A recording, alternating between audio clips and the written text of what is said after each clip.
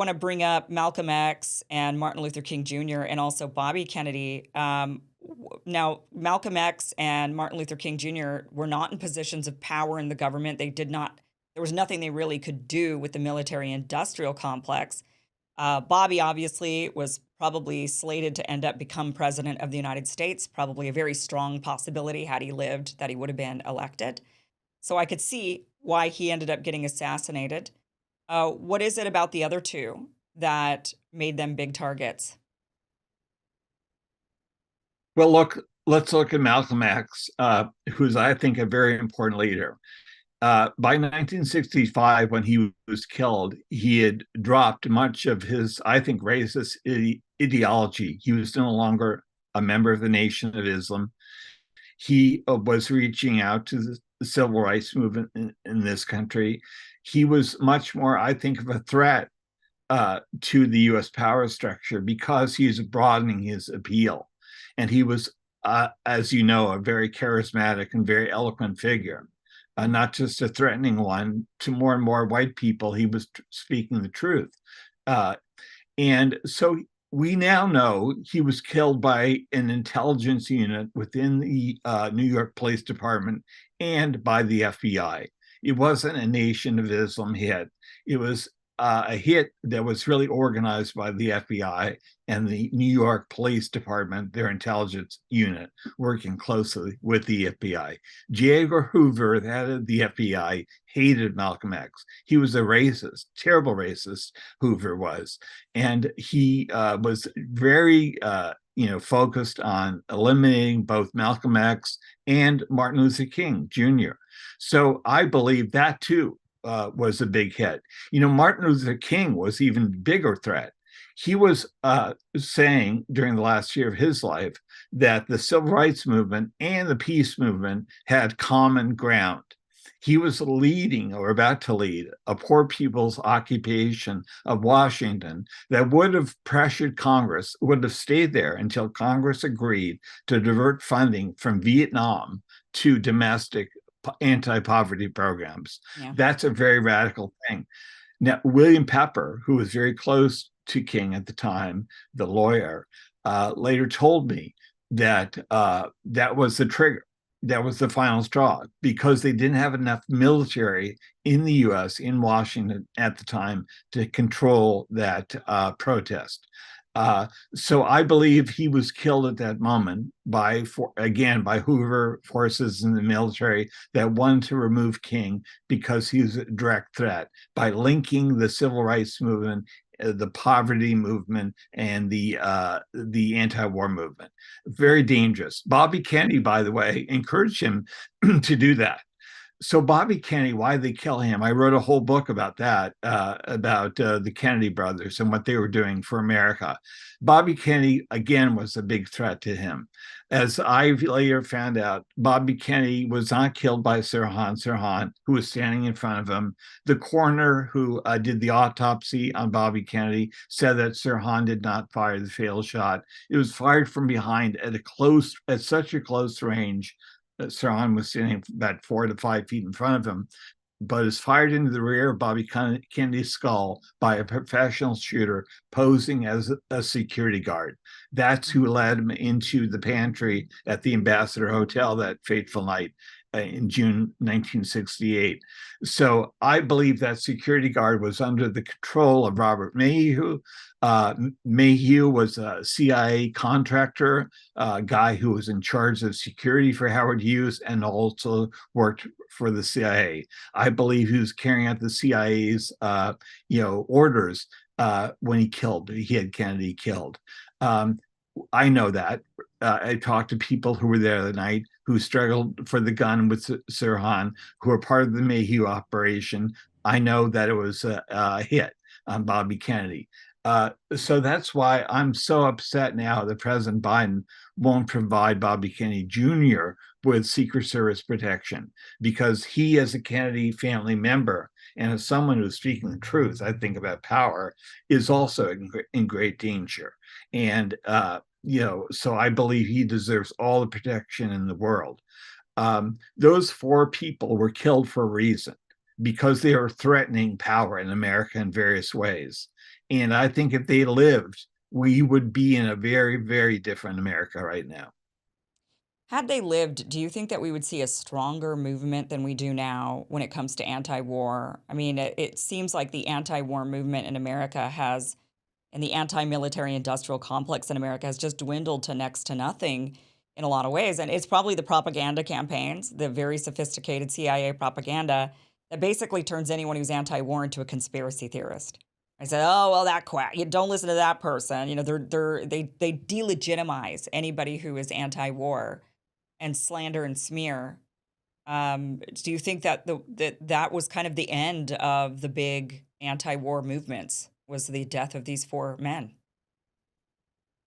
Uh, Certainly that played a role. I think charismatic leaders. I know it's not fashionable these days to invest a lot of hope and faith in your leaders, but these men made a difference. I was young enough, old enough, I'm old enough to remember what they were like, to hear them speak, which I did on a number of occasions, and they moved people. I think people are lost when you remove their leaders. I interviewed people like Dick Goodwin, the Band of Brothers, Bob McNamara, Ted Sorensen, Arthur Schlesinger, all the people who worked for the Kennedys in the 60s. I saw how lost those men were, and they were very bright, very dedicated men, but they were lost after the Kennedys were killed. They didn't know what to do. They sold out in many cases. They didn't do what they should have done. They knew the truth about the assassinations, but they didn't publicize them. They continued to play tennis, in Arthur Schlesinger's case, with Dick Helms, even though Richard Helms, the head of the CIA, had blood on his hands. He Hmm. knew that he was involved in the assassination of President Kennedy and probably Bobby Kennedy as well. He continued to play tennis with them on weekends.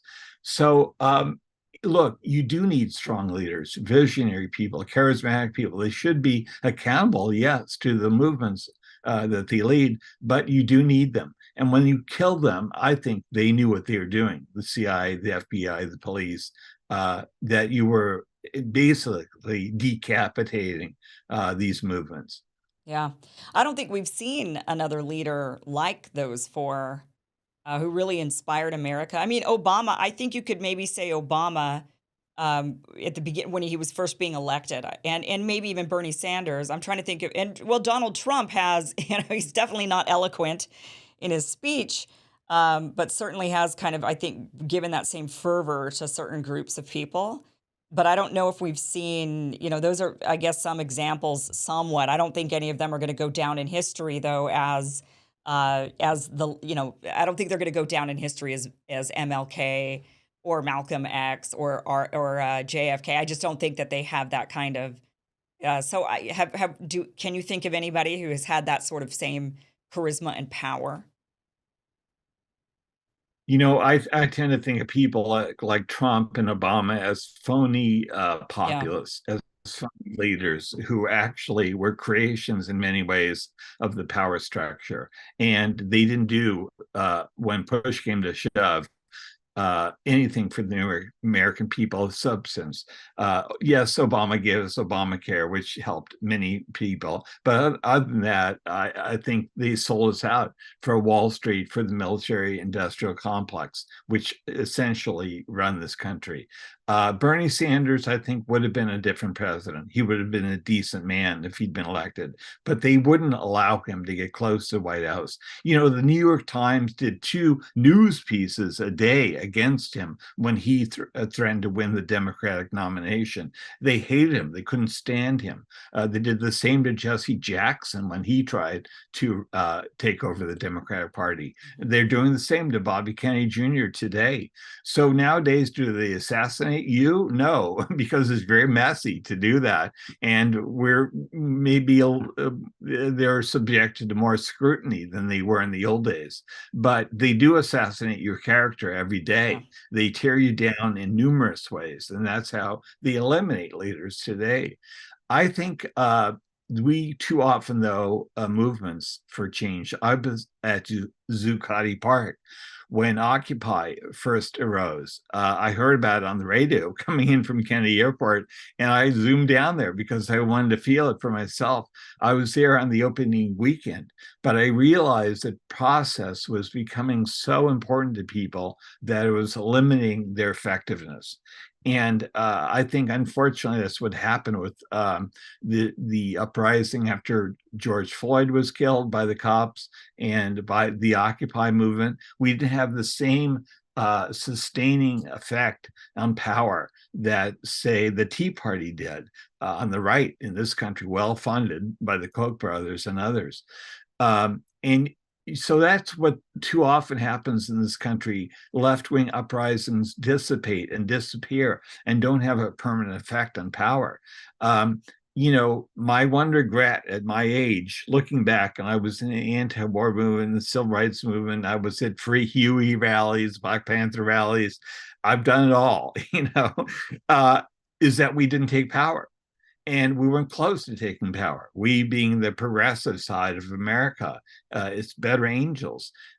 Yes, you're right. We love the rhetoric. I love the rhetoric. When Barack Obama, the first African American, was elected president, I was in the streets. I went to Wasilla, Alaska, when they put, Sarah Palin on the ticket. I thought that was a game changer. I did investigative reporting about her political background, personal background. I was, all in with President Obama. Mhm. And so, but he let us down again and again.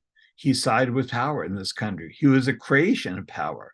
So he wasn't the leader that the progressive side, the people really needed. And I think, unfortunately, Barack Obama led to Donald Trump. So, because he did, I think, betray us in large respect. So, we're in a very dire time, I think, historically in this country. And I know that there's a lot of negatives people point to about Bobby Kennedy Jr., but my feeling is he's the one person who is challenging these power centers as he runs for president and is speaking the truth about them. And so let's see if he, has any more luck than Bernie Sanders did. But we'll see next year.